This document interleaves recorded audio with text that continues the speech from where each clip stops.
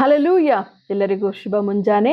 ಈ ದಿನದ ದೇವರ ವಾಕ್ಯ ಯಾಕೋಬನು ಬರೆದಂತ ಪತ್ರಿಕೆ 5ನೇ ಅಧ್ಯಾಯದ 16ನೆಯ ವಾಕ್ಯ. ನೀತಿವಂತನ ಅತ್ಯಾಸಕ್ತಿಯುಳ್ಳ ವಿಜ್ಞಾಪನೆಯು ಬಹು ಬಲವಾಗಿದೆ.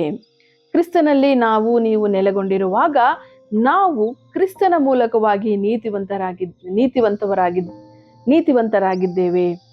ಯಾವಾಗ ನಾವು ನೀತಿವಂತರಾಗಿದ್ದೇವೋ ದೇವರ ವಾಕ್ಯದಲ್ಲಿ ನಾವು ಕಾಣ್ತೇವೆ, ನೀತಿವಂತನ ಅತ್ಯಾಸಕ್ತಿಯುಳ್ಳಂತಹ ಪ್ರಾರ್ಥನೆ ಬಹುಬಲವಾಗಿದೆ. ಆದ್ದರಿಂದ ಈ ದಿನ ಕ್ರಿಸ್ತನ ಮೂಲಕವಾಗಿ ನೀವು ನೀತಿವಂತನಾಗಿರುವಾಗ ನಿಮ್ಮ ಪ್ರಾರ್ಥನೆ ಬಹುಬಲ ಉಳ್ಳದ್ದಾಗಿದೆ ಪ್ರಿಯರೇ. ಆದುದರಿಂದ ನಿಮ್ಮ ಪ್ರಾರ್ಥನೆಯನ್ನು ನೀವು ನಿಲ್ಲಿಸಬೇಡ್ರಿ. ನಿಮಗೆ ಉತ್ತರ ದೊರಕದೇ ಇಲ್ಲದಿದ್ದರೂ ಕೂಡ ನಿಮ್ಮ ಪ್ರಾರ್ಥನೆಯನ್ನು ನೀವು ಮುಂದುವರಿಸಿ ಮಾಡಿ. ಪ್ರಾರ್ಥನೆಯನ್ನ ನೀವು ಮುಂದುವರಿಸಿ ಮಾಡುವಾಗ ಆ ಪ್ರಾರ್ಥನೆಗೆ ಪ್ರತಿಫಲವನ್ನು ನೀವು ಕಾಣುತ್ತೀರಿ, ಹೊಂದಿಕೊಳ್ಳುತ್ತೀರಿ, ಅನುಭವಿಸ್ತೀರಿ. ಪ್ರಾರ್ಥನೆ ಮಾಡೋಣವಾ?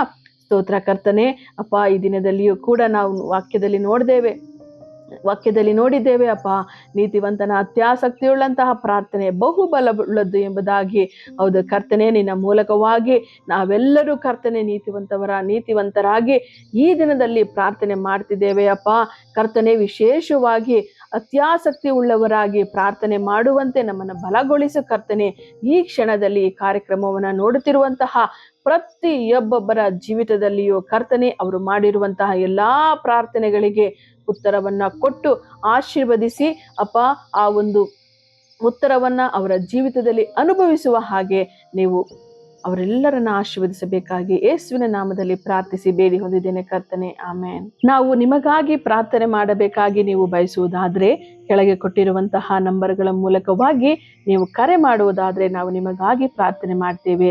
ನಿಮ್ಮ ಪ್ರಾರ್ಥನೆ ಮನವಿ ಯಾವುದೇ ಇದ್ದರೂ ಕೂಡ ನಮ್ಮೊಟ್ಟಿಗೆ ನೀವು ಹಂಚಿಕೊಳ್ಳುವಾಗ ನಿಮಗಾಗಿ ನಾವು ನಿಮ್ಮೊಟ್ಟಿಗೆ ಸೇರಿ ಪ್ರಾರ್ಥನೆ ಮಾಡುವವರಾಗಿದ್ದೇವೆ. ಆಮೇನ್.